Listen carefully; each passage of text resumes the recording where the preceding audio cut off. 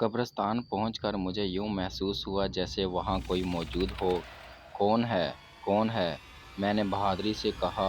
فیاض میرے سامنے آ گیا۔ وہ خوف و ڈر میں بھیگا ہوا تھا، جسم میں کپکپاہٹ تھی، آواز میں لرزش تھی۔ مجھے دیکھ کر جیسے وہ حوصلہ مند ہو گیا، بولا شکر ہے تم آ گئے، ورنہ نہ جانے میرے ساتھ کیا ہو جاتا۔ تم نے تو خواب میں کسی سائے کو اپنے قریب دیکھا تھا، اور میں نے حقیقت میں اسے دیکھا ہے، ایک لڑکی کو۔ وہ دیکھو درختوں کی اوٹ میں کھڑی ہے۔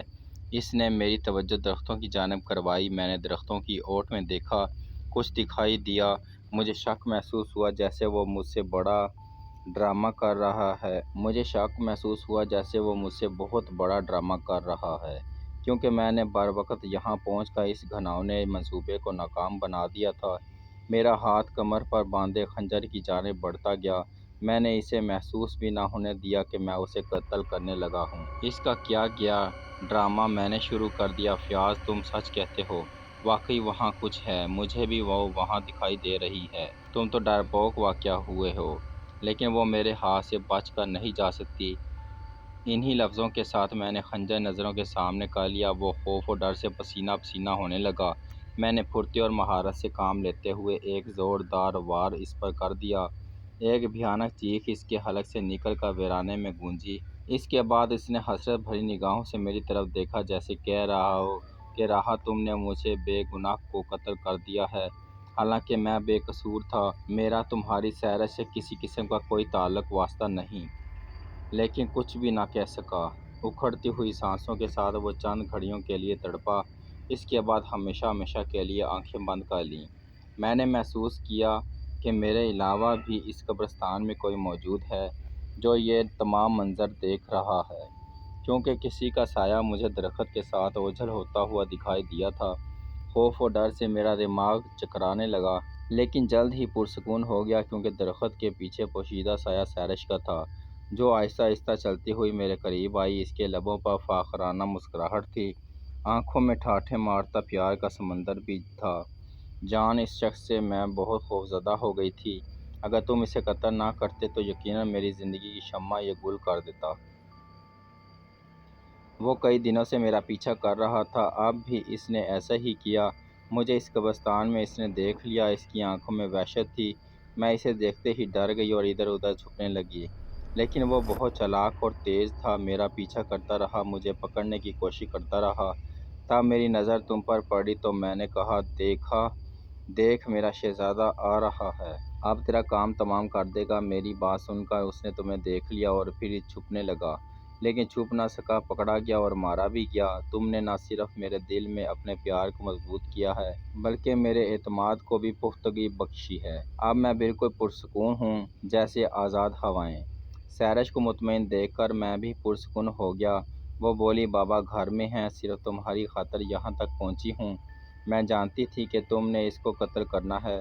اب میں جاتی ہوں، کل رات چھپر کنارے ملوں گی۔ اتنا کہہ کر وہ چل دی، اور میں لاش کو ٹھکانے لگانے سے متعلق سوچتا رہا۔ کافی دیر تک سوچوں میں محو رہنے کے بعد میں نے اسے اٹھایا اور ایک گہرے گڑھے میں پھینک دیا۔ اس کام سے فارغ ہونے کے بعد میں چلتا ہوا چھپر کنارے پہنچا، خنجر کو بیچ چھپڑ میں پھینک کر پرسکون سانس لی۔ مجھے فیاض کے قتل کا ذرہ بھی پچھتاوا نہ ہوا، بلکہ اس کے علاوہ کوئی اور بھی میری سیرش کے قریب ہونے کی کوشش کرتا، اسے بھی قتل کر دیتا۔ جب گھر پہنچا تو ہر طرف سکوت اور ہو کا عالم تھا۔ میں نے کمرے میں پہنچ کر اپنا جائزہ لیا تو لرز کر رہ گیا، کیونکہ بالکل خونی اور قاتل انسان دکھائی دیا۔ کپڑوں پر اس کے خون کے نشان جگہ جگہ نمایاں تھے۔ میں نے جلدی سے کپڑے تبدیل کر لیے اور اتارے ہوئے کپڑوں کو آگ لگا کر اس کے پاس بیٹھ گیا۔ یہی بس ایک نشانی تھی جو مجھے لوگوں کے سامنے قاتل ٹھہرا سکتی تھی، اور میں کوئی بھی ایسا نشان باقی نہ چھوڑنا چاہتا تھا۔ دل مطمئن تھا، کپڑے مسلسل جلتے جا رہے تھے۔ اندر کمرے میں دب کے گھر والوں کو اس بات کی خبر تک نہ ہوئی کہ ان کے گھر میں ان کے درمیان ایک خونی اور قاتل انسان بھی موجود ہے۔ جب کپڑے جل کر خاک بن گئے تو میں نے تمام خاک کو بکھیر دیا۔ اس کے بعد جب دل کو پوری تسلی ہو گئی، تب اندر کمرے میں بستر میں جا گھسا۔ چند لمحات گزرے ہوں گے کہ مجھے محسوس ہوا جیسے کسی نے دروازے پر دستک دی ہو۔ دستک دینے کا انداز بہت ہی دلکش تھا۔ راحت، مجھے سیرش کی آواز سنائی دی، اس کی آواز سنتے ہی میں اچھل پڑا اور فوراً دروازہ کھول دیا۔ وہ لبوں پر مسکراہٹ سجائے کھڑی تھی۔ تم اور یہاں؟ ہاں بابا چلا گیا ہے، چلو چھپر کنارے چلتے ہیں۔ اتنا کہہ کر وہ واپس گلی میں چل پڑی۔ اس کا حوصلہ و ہمت دیکھ کر میں ابھی تک تجسس و حیرت میں ڈوبا ہوا تھا۔ کیسی لڑکی تھی وہ جسے اندھیروں سے بالکل خوف و ڈر آتا تھا۔ یوں چل رہی تھی حالانکہ سردی بھی بہت زیادہ تھی اور باہر کا ماحول بھی وحشت زدہ تھا، لیکن میں کیسے رک سکتا تھا؟ پیار کرنے والوں کو موسموں اور اندھیروں سے کیسا خوف؟ وہ تو کچھ بھی کر سکتے ہیں۔ ایسی ہی کیفیت میری بھی تھی۔ میں نے سیاہ چادر اوڑھی اور اس کے پیچھے چل پڑا۔ وہ گاؤں سے کافی آگے نکل چکی تھی۔ میں بھاگنا نہیں چاہتا تھا کیونکہ بعض گھر ایسے بھی تھے جن کے دروازے گلیوں میں کھلتے تھے۔ میری جنونی قدموں کی آہٹیں انہیں نیند سے بیدار بھی کر سکتی تھیں۔ سو بنا آہٹ کے تیز قدموں کے ساتھ چلتا ہی رہا۔ وہ گاؤں کے باہر ایک درخت کے ساتھ کھڑے ہو کر میرا انتظار کرنے لگی۔ میرے قریب پہنچتے ہی بولی، راحت، نہ جانے تمہارے پیار نے مجھ پر کیسا جادو کر دیا ہے کہ تمہارے علاوہ کہیں بھی دل نہیں لگتا۔ بس یہی دل چاہتا ہے کہ تم ہو، میں ہوں اور گہری تنہائی ہو اور مہیب سناٹے ہوں۔ میں دعائیں کر رہی تھی کہ بابا گھر سے نکلیں اور میں تمہیں ملوں۔ آج جی بھر کر باتیں نہ کی تھیں، اس لیے دل کو سکون نہ ملا تھا۔ بابا ابھی گھر سے نکلے ہی تھے کہ میں بھی نکل پڑی۔ پہلے چھپر کنارے تمہیں ڈھونڈتی رہی کہ تم دکھائی دو، لیکن جب تم یہاں نظر نہ آئے تو پھر تمہارے گھر جا پہنچی۔ مجھے بتاؤ، تم پر کسی کو شک تو نہیں ہوا؟ کیونکہ تمہارے کپڑے فیاض کے خون سے سرخ ہو گئے تھے۔ مجھے گھر میں بس یہی خوف تھا کہ کہیں تمہیں کسی نے دیکھ نہ لیا ہو۔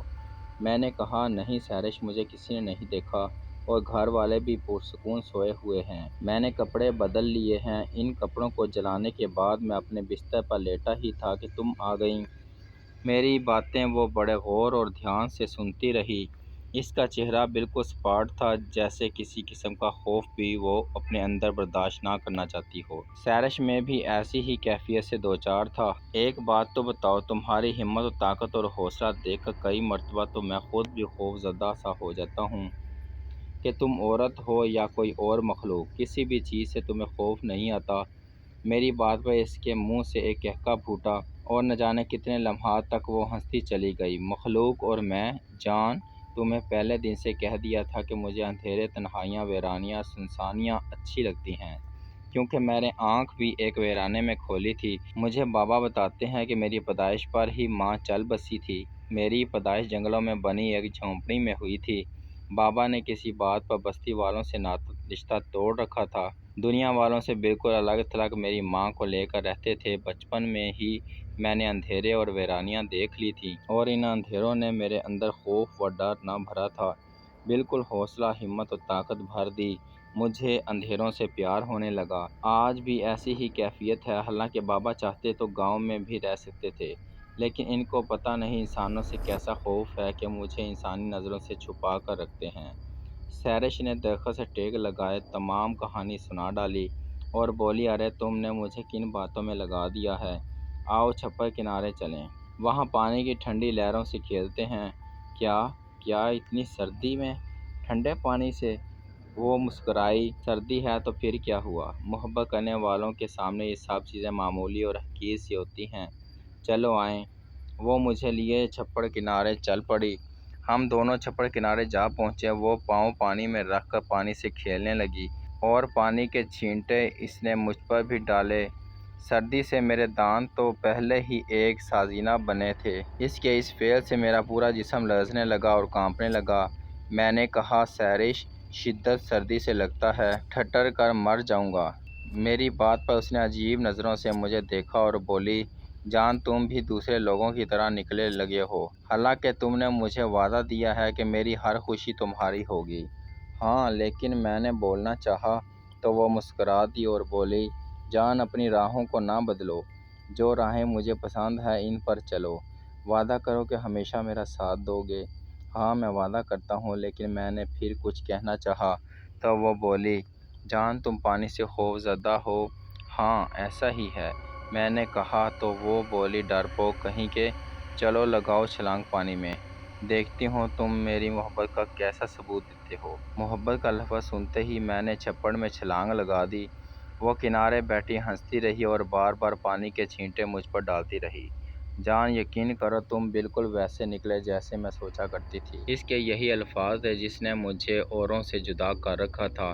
اچھا چلو نکل آؤ باہر، اس نے مسکراتے ہوئے ہاتھ آگے بڑھا دیا اور میں اس کا ہاتھ تھامے پانی سے باہر نکل آیا۔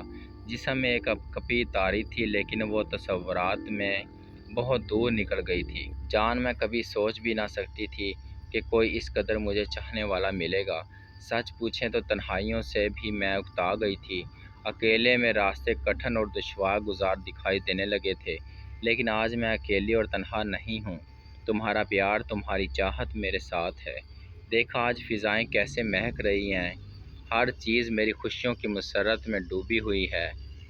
ایک وہ انسان تھا جو مجھے اذیتوں میں دھکیلنا چاہتا تھا، اچھا کیا تم نے اس کو قتل کر دیا، میری راہوں کو ہموار کر دیا۔ وہ وحشت پر اتر آیا تھا، لیکن جان ایک بات یاد رکھنا، اگر میرے علاوہ کسی اور لڑکی کو اپنی زندگی میں لانے کی کوشش کی تو تم جانتے ہو میں نہ تو موت سے ڈرتی ہوں نہ قتل کرنے سے۔ میرے اعتماد کو ہمیشہ بحال رکھنا، اگر ٹھیس پہنچی، اعتماد ٹوٹا، راہیں جدا ہوئیں تو دھرتی کو آگ لگا دوں گی، تمہیں جلا دوں گی، خود بھی جل مروں گی اور اسے بھی جلا دوں گی جو تمہارے نزدیک آنے کی کوشش کرے گی۔ میری محبت تمہارے لیے انمول ہے، اسے وحشتوں میں نہ بدل دینا ورنہ تمہیں ہر سو بکھری ہوئی انسانی جسموں کی راکھ ہی ملے گی۔ اتنا کہہ کر وہ کھنڈرات کی جانب چل دی اور میں سردی میں ٹھٹرتا ہوا بس اسے ہی دیکھتا رہا۔ جب اندھیروں نے اسے روح پوش کر لیا تو میں گھر آ گیا۔ جن راستوں سے چل کر گھر آیا وہ راستے پانی سے بھیگتے چلے گئے۔ آتے ہی میں نے کپڑے تبدیل کیا اور لحاف میں گھس گیا۔ سردی کی شدت نے مجھے بخار کر دیا۔ صبح گھر والے میری حالت پر تڑپ سے گئے کیونکہ میرا جسم سردی سے بالکل ٹھنڈا تھا۔ انہوں نے میرے گرد کوئلے گرم کر کے رکھ دیے اور کئی لحاف میرے اوپر دے دیے۔ میں نے گھر والوں کے لیے یہ بہانہ تلاش کر لیا تھا کہ چھپڑ کنارے چلتے وقت پاؤں پھسل گیا تھا اور میں ٹھنڈے پانی میں گر پڑا تھا، لیکن ہوش بحال ہوئے تو تب پورا دن ایسے ہی گزر گیا۔ گرم کوئلوں نے میرے جسم میں حرارت پیدا کر دی۔ میں نے اپنے کمرے میں ہی فیاض کے قتل کی خبر سن لی، لیکن چہرے پر خوف زدگی کے اثرات نمایاں نہ کیے، ویسے ہی حیران و پریشان رہا۔ 2 آدمیوں نے قبرستان سے گزرتے ہوئے فیاض کی لاش کو ایک گڑھے میں پڑا دیکھ لیا تھا اور پھر چند لمحوں میں گاؤں میں شور برپا ہو گیا تھا کہ فیاض کا قتل ہو گیا ہے، اسے مار دیا گیا ہے۔ ایک ایک کر کے پورے گاؤں کے مرد قبرستان جا پہنچے تھے۔ وہاں جو بھی فیاض کی لاش دیکھتا تھا تو خوف زدہ ہو جاتا۔ ہر کسی کی زبان پر اپنی سٹوری تھی۔ زیادہ تر لوگوں کی زبان پر یہی بات تھی کہ اسے جن بھوتوں نے مار ڈالا ہے، لیکن حقیقت کا کسی کو بھی علم نہیں تھا۔ جب لاش گاؤں لائی تو کوہرام مچ گیا۔ میرے گھر والے بھی اس کی لاش کو دیکھنے کے لیے گئے تھے اور انہوں نے ہی مجھے خبر دی کہ فیاض کو جن بھوتوں نے قتل کر دیا ہے۔ میں سن کر مطمئن تھا کہ کسی کا بھی شک مجھ پر نہیں تھا، ورنہ گاؤں میں ایک نیا سلسلہ شروع ہو جاتا، اور ویسے بھی میرے گاؤں والے سادہ تھے، وہ غریب لوگ تھے، اس لیے ماں سوائے اسے دفن کرنے کے کچھ بھی نہ کر سکے۔ رات گہری ہوئی تو مجھے اپنے کمرے کا دروازہ ہلتا ہوا محسوس ہوا۔ کنڈی میں نے بند نہ کی تھی۔ میں نے اپنے منہ بستر سے باہر نکال لیا۔ میرے سامنے ایک سیاہ نقاب پوش کھڑا تھا۔ سیاہ چادر میں اس نے خود کو ڈھانپ رکھا تھا۔ اسے یکدم اپنے سامنے دیکھ کر میں ڈر گیا اور خوف سے کانپنے لگا۔ خیال آیا کہ کہیں اس نے مجھے فیاض کا قتل کرتے دیکھ تو نہیں لیا تھا، کہیں مجھے فیاض کی طرح قتل کرنے نہیں آ گیا ہے۔ چند لمحات خوفزدہ رہنے کے بعد میں نے پوچھ لیا، کون ہے؟ جواب میں میٹھی سی مسکراہٹ سنائی دی۔ وہ نقاب پوش میرا کوئی دشمن نہ تھا، میری اپنی سرشت تھی۔ کیسی طبیعت ہے؟ اس نے آہستگی سے پوچھا۔ بہتر ہوں، لیکن تم؟ ہاں، چند گھڑیوں کے لیے آئی تھی، بابا گھر میں ہی ہیں، تمہاری خیریت دریافت کرنے آئی تھی۔ جان، بہت شرمندہ ہوں کہ خام خواہ تمہیں پانی میں کودنے کے لیے کہہ دیا۔ پتہ نہیں کبھی کبھی ایسا کیوں ہو جاتا ہے، بس چاہتی تھی، جسے میں دل کی گہرائیوں سے چاہتی ہوں وہ مجھ سے کتنا پیار کرتا ہے۔ ایسی آزمائش میں آئندہ کبھی نہیں ڈالوں گی۔ اچھا، اپنا دھیان رکھو، میں چلتی ہوں۔ یہ نہ سمجھنا گھر میں پرسکون رہوں گی، جانتے ہو کہ میرا سکون، میرا اطمینان صرف تم ہی ہو۔ اتنا کہہ کر اس نے آہستگی سے دروازہ کھولا اور کمرے سے باہر نکل گئی۔ میں تجسس بھری نظروں سے بس اسے دیکھتا ہی رہا کہ کیسی نڈر اور بے خوف لڑکی ہے، ذرا بھی اپنے اوپر گھبراہٹ کو سوار نہیں ہونے دیتی، ایک ہوا کے جھونکے کی مانند ہر لمحہ میرے تعاقب میں رہتی ہے۔ بعض دفعہ تو گمان ہوتا ہے کہ وہ انسانوں میں سے نہیں ہے، عورت خواہ کتنے ہی دل کی مضبوط کیوں نہ ہو، یوں اندھیروں سے آنکھ مچولی کرنا، ویرانوں سنسانوں میں گھومنا، یہ سب عورت کے بس کی بات نہیں ہوتی ہے۔ لیکن دوسرے ہی لمحے مجھے اپنے اس خیال کو جھٹکنا پڑا، کیونکہ مجھے ایک ایسی عورت کا واقعہ یاد آ گیا تھا جو حقیقت تھا، اٹل حقیقت، جو بانجھ تھی اور ایک جوگی نے اسے منتروں میں لگا دیا تھا۔ رات کے سیاہ اندھیرے میں وہ قبرستان میں جایا کرتی تھی، بے خوف و خطر منتر پڑھا کرتی تھی، لیکن جب لوگوں کو اس پر شک گزرا تو اسے قبرستان میں ہی قتل کر دیا۔ اس واقعے نے مجھے شک کو وسوسات سے باہر کھینچ لیا اور تسلیم کر لیا کہ میری سرشت انسانی مخلوق سے ہے، وہ بھی نڈر اور مضبوط دل کی ہے۔ ہم دونوں پیار میں بہت آگے نکل گئے، لیکن کسی کو بھی ہمارے بارے میں معلوم نہ ہو سکا۔ کئی بار تو میں دن کی روشنی میں دیوانگی کے عالم میں گھنٹرات جا پہنچتا تھا اور اس سے جی بھر کر باتیں کر کے سکون حاصل کرتا تھا۔ اپنے کمرے میں لیٹے ہوئے مجھے سیرش کی تمام داستان یاد آ گئی تھی، ایک ایک لمحہ، ایک ایک گھڑی یاد آ گئی تھی، اور میں جانتا تھا کہ جس طرح میں اس کے بغیر نہیں رہ سکتا، وہ بھی میرے بغیر نہیں رہ سکتی۔ محبت کی یہ آگ دونوں طرف برابر لگی ہوئی تھی۔ ہمارا ملاپ اکثر سیاہ راتوں میں ہوتا تھا، جب اس پر بے بسی اتر آتی تو وہ ویرانوں سنسانوں سے گزرتے ہوئے میرے کمرے تک آ پہنچتی تھی، اور جب مجھے بے بسی ڈسنے لگتی تو میں ہر چیز سے بے نیاز ہو کر اس کے گھر تک جا پہنچتا تھا اور اسے دیکھ کر آنکھوں کی پیاس بجھا لیتا تھا۔ لیکن آج اس کی بکھری حالت، مرجھایا پن، لبوں پر طاری طویل خاموشی نے مجھے لرزا کر رکھ دیا تھا۔ تبھی گھنٹرات جا پہنچا تھا اور اس نے مجھے کڑے امتحان میں ڈال دیا تھا۔ مجھے اس کو حاصل کرنا تھا، ہر حال میں اس امتحان میں پورا اترنا تھا۔ میں نے اس کا دیا ہوا کاغذ کھول دیا۔ ایک بھیانک سی شکل والے انسان کی تصویر اس کاغذ میں تھی، جس کے تن پر کپڑے بھی نہ تھے اور سر کے بال بھی ایسے تھے جیسے ایک دوسرے سے الجھے ہوئے سانپ۔ نہیں نہیں، یہ سرش کے باپ کو اغوا نہیں کر سکتا، یہ تو خود دنیا سے بیزار انسان ہے، فقیروں سے بدتر حال ہے، یہ بھلا ایک وجیح اور دلیر انسان کو اغوا کیسے کر سکتا تھا؟ تصویر دیکھ کر میں سٹپٹا کر رہ گیا۔ سرش نے غلط تصویر دے دی ہے، حالانکہ تصویر میں ہیبت ناک چہرہ ہونا چاہیے تھا، جس کے کندھے پر لٹکی ہوئی بندوق ہوتی، آگے پیچھے ارد گرد محافظ ہوتے۔ مجھے سرش سے جا کر تصدیق کرنی چاہیے۔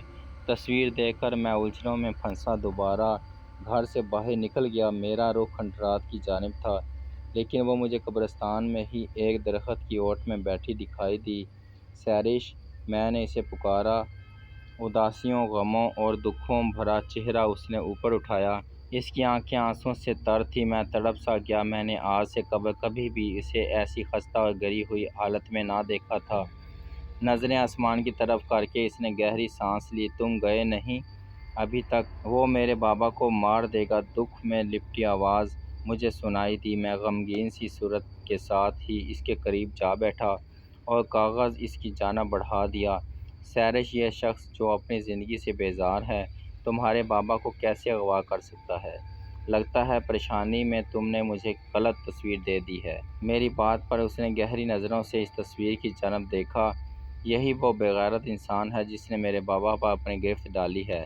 دیکھنے میں ایسا ہے، لیکن اس کے کارنامے بہت گھناؤنے اور خطرناک ہیں۔ راحت، اگر میرے بابا کو کچھ ہو گیا تو میں خود کو آگ لگا لوں گی۔ اس نے بے بسی کے عالم میں کہا۔ لگتا ہے تم مجھ سے سچا پیار نہیں کرتے ہو۔ اگر سچا پیار کرتے تو کبھی میرے پاس نہ آتے، بلکہ رات کی تاریکی میں دور، بہت دور نکل گئے ہوتے۔ نہیں سرش، ایسی بات نہیں ہے۔ اگر پیار نہ ہوتا تو سرد اور تاریک راتوں میں کبھی نہ تم سے ملنے آتا۔ تمہاری تڑپ میری بے بسی بنتی جا رہی ہے۔ صرف ایک بار مسکرا دو۔ میری بات پر اس نے ایک مرتبہ پھر ایک سرد آہ بھری۔ تجھے میرے لبوں کی مسکراہٹ دیکھنی ہے، شاید تمہیں میرے دل کی اذیت، آنکھوں کی بہتی ندیاں، چہرے کی ویرانی دکھائی نہیں دے رہی؟ میں نے تم سے وعدہ کیا ہے کہ کامیاب لوٹو گے تو مجھے دلہن کے روپ میں مسکراتا ہوا دیکھو گے۔ جاؤ، خدا کے لیے جاؤ۔ وہ سیاہ پہاڑوں میں چھپا بیٹھا ہے، وہ بہت ظالم اور کمینہ انسان ہے، میرے بابا کو مار دے گا۔ میں خاموشی سے اٹھ کھڑا ہوا، میرا رخ گاؤں کی طرف نہ تھا، انجان اور ویران، کٹھن اور دشوار گزار راستوں کی جانب ہو گیا۔ مجھے گھر والوں سے کیا کام تھا، مجھے تو اپنی سرش کے آنسو، اس کی بے بسی، اس کی اداسی اور اس کی غمگین صورت عزیز تھی۔ مجھے اس کے لیے کچھ بھی کر گزرنا تھا۔ میں رات بھر اس سمت چلتا رہا جس سمت میری سرش نے مجھے کہا تھا۔ مجھے کالے پہاڑوں تک پہنچنا تھا، اس کے بابا کو چھڑا کر لانا تھا، اس کے لبوں پر مسکراہٹ دیکھنی تھی۔ میں چلتا ہی رہا۔ سورج کی لو پھوٹنے سے پہلے میں کئی گاؤں کراس کر چکا تھا۔ میرا رخ ان پہاڑوں کی جانب تھا جن میں وہ خبیث انسان چھپا بیٹھا تھا۔ میں نے چلتے چلتے عہد کر لیا تھا کہ نہ صرف سرش کے باپ کو زندہ وہاں سے لاؤں گا، بلکہ اس خستہ حال بابے کو بھی کھینچتا ہوا لاؤں گا، تاکہ سرش اپنے ہاتھوں سے اسے اذیت کی موت دے سکے۔ لیکن ایک انجان سا خوف بھی تھا، نہ ہتھیار اور نہ اپنے دفاع کے لیے کوئی آلہ تھا، لیکن ایک جذبہ تھا، محبت کا جذبہ، سرش کو اپنانے کا جذبہ، اس سے دلہن کے روپ میں دیکھنے کا جذبہ، اور یہی ایسا جذبہ تھا جو مجھے ہوا کے جھونکوں کی مانند آگے ہی آگے لے جا رہا تھا۔ میں نے کسی کو بھی دل کی بات نہ بتائی کہ میں کس وجہ سے محو سفر ہوں، کیونکہ خاردار راہوں کا انتخاب کیا ہے، کیونکہ ایک بہت بڑے گروہ سے ٹکراؤ کرنا چاہتا ہوں۔ خاموشی سے اپنی منزل کی جانب رواں دواں رہا۔ چند دنوں میں ہی میری حالت بالکل بدل سی گئی۔ شیو بڑھ گئی، سر کے بال الجھ گئے، کپڑے میلے ہو گئے، اور مناسب خوراک اور لمبی مسافتوں کی بدولت جسم بھی صحت مند نہ رہا۔ میں تھک ہار کر ایک درخت کے تنے کے ساتھ بیٹھ گیا اور آگے کی طرف گہری نظروں سے دیکھنے لگا۔ منظر کا نام و نشان تک نہ تھا۔ میرے پاؤں آگے بڑھنے سے انکاری ہونے لگے، لیکن پیار کی تڑپ میرے ارادوں کو تقویت بخشتی رہی۔ میری سانسیں تو سرش کے نام سے مہکتی تھیں، خون کی گردش اسی کے پیار سے رگوں میں دوڑیں لگا رہی تھی، ورنہ میں کبھی بھی ان دشوار گزار راستوں اور گھناؤنی منزل کا تعین نہ کرتا۔ کتنا حسن دیا تھا خدا نے اسے، ایسے جیسے وہ پرستان سے اتری ہوئی پری ہو، جس نے اپنی پسندیدگی کے لیے صرف مجھے منتخب کیا تھا، یا صرف وہ میرے لیے ہی اتری تھی۔ انہی سہانی سوچوں کے ساتھ میں آگے چل پڑا۔ کئی دنوں کی لمبی مسافت کے بعد مجھے پہاڑوں کا سلسلہ دکھائی دیا۔ آسمان کی وسعتوں کو چھوتے ان پہاڑوں نے مجھے تجسس میں ڈال دیا۔ مجھے یوں دکھائی دینے لگا جیسے کسی انجانے ان دیکھے سائے میرے تعاقب میں ہوں۔ یہ میرا وہم نہ تھا، حقیقت تھی، ایک ٹھوس حقیقت۔ مجھے واقعی دور سے دکھائی دینے والے پہاڑوں میں چلتی پھرتی عجیب الخلقت مخلوق دکھائی دینے لگی، اور پھر یکدم خوف و ڈر سے میں اچھلا، دل کی دھڑکنیں جیسے بند ہونے لگیں۔ میرے قریب ہی دھوئیں کا گہرا الاؤ اٹھنے لگا، ایسے جیسے دھرتی کانپنے لگی ہو، تیز طوفان بپھرنے لگے ہوں۔ وہ صرف دھواں نہ تھا بلکہ عجیب و غریب، دل و دماغ کو زہر آلود کرنے والی بدبو اس میں شامل تھی۔ دھواں میرے گرد گھومنے لگا، دھوئیں کو دیکھتے ہی میری آنکھیں دھندلانے لگیں، میرا دماغ چکرانے لگا، میری سانسیں الجھنے لگیں، اور آہستہ آہستہ میرا دم گھٹنے لگا، میری سانسیں میرا ساتھ چھوڑنے لگیں۔ میں اپنی بند ہوتی آنکھوں سے دھوئیں کے پار دیکھنے کی کوشش کرتا رہا، لیکن دھواں میرے گرد ایک خول بنا چکا تھا، اور پھر مجھے یوں دکھائی دینے لگا جیسے میں کسی گہری کھائیوں میں گرتا جا رہا ہوں۔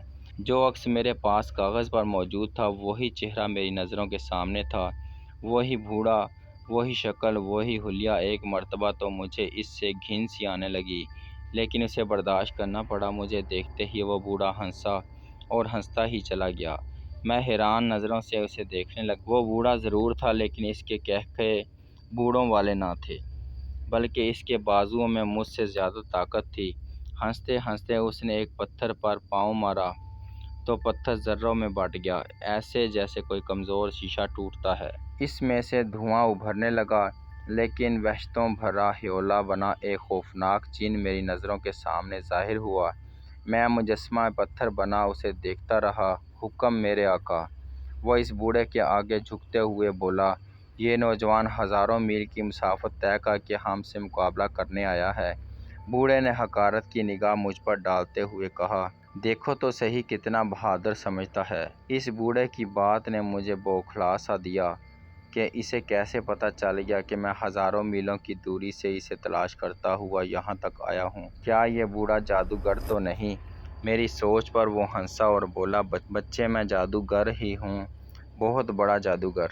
تم جاننا چاہتے ہو نا کہ تم کسے بچانے اور چھڑانے آئے ہو؟ ابھی تمہیں سب کچھ دکھاتا ہوں۔ ساتھ ہی جادوگر جن سے بولا، جس کے لیے یہ آیا ہے اسے لاؤں، جس کے لیے یہ آیا ہے اسے لاؤ یہاں، تاکہ اسے اصل حقیقت بتا دوں۔ جو حکم میرے آقا۔ جن نے کہا اور دوبارہ دھوئیں کا ہیولہ میں تبدیل ہو کر غائب ہو گیا۔ میں اس کے دوبارہ آنے کا منتظر تھا اور اس لمحے یوں لگ رہا تھا جیسے میں نے یہاں آ کر زندگی کی سب سے بڑی غلطی کی ہے۔ لیکن نہیں، میں نے غلطی نہیں کی۔ مجھے سحر کو اپنانا ہے، اپنے وعدے کو پورا کرنا ہے۔ میں اس بوڑھے کا خاتمہ کروں گا، ہاں اس کا خاتمہ کروں گا، اسے ہمیشہ کے لیے ختم کر دوں گا۔ میں اپنی سوچوں کو تقویت دینے لگا کہ یکدم وہی جن دوبارہ حاضر ہوا۔ اس کے ہاتھوں میں اس جیسا ایک اور جن تھا جو خونی زنجیروں میں جکڑا ہوا تھا۔ اس بوڑھے نے ایک گہری نظر اس پر ڈالتے ہوئے مجھ سے کہا، جانتے ہو یہ کون ہے؟ نہیں، تم نہیں جانتے، میں بتاتا ہوں تمہیں۔ یہ ایک باغی جن ہے، سحر کا باپ ہے۔ کیا؟ میں بوڑھے کی بات پر چونکا۔ ہاں، یہ حقیقت ہے۔ جس سے تم محبت کرتے ہو وہ انسان نہیں، اس کی بیٹی ہے، ایک جن زادی ہے، اور یہ جن ایک قاتل ہے، میرے بیٹے کا قاتل، میرے خاندان کا قاتل۔ منتروں کے دوران اس نے میرے خاندان کو ایک ایک کر کے ختم کر دیا تھا کہ میں اپنے منتروں کو چھوڑ دوں، لیکن میں نے خاندان کو قتل تو کروا لیا لیکن منتر نہ چھوڑے۔ تب سے یہ بھاگ نکلا تھا، ساتھ بیٹی کو بھی لے گیا تھا۔ میں نے اس کا ہر سو پیچھا کیا، لیکن یہ وہ ملک چھوڑ چکا تھا جہاں میں رہتا تھا۔ مجھے پتہ چلا تو میرے جن مجھے اس ملک میں لے آئے۔ اسے پتہ چلا تو اس نے دوڑ لگا دی۔ پھر مجھے پتہ چلا کہ وہ فلاں جگہ ہے، لیکن اس کی بیٹی کسی محفوظ ہاتھوں میں ہے، کسی بزرگ کے حصار میں بند ہے۔ سو میں نے اپنے خاندان کے قاتل جن کو اٹھوا لیا۔ بس یہی کہانی تھی میری اور اس جن کی، اور شاید تمہاری بھی۔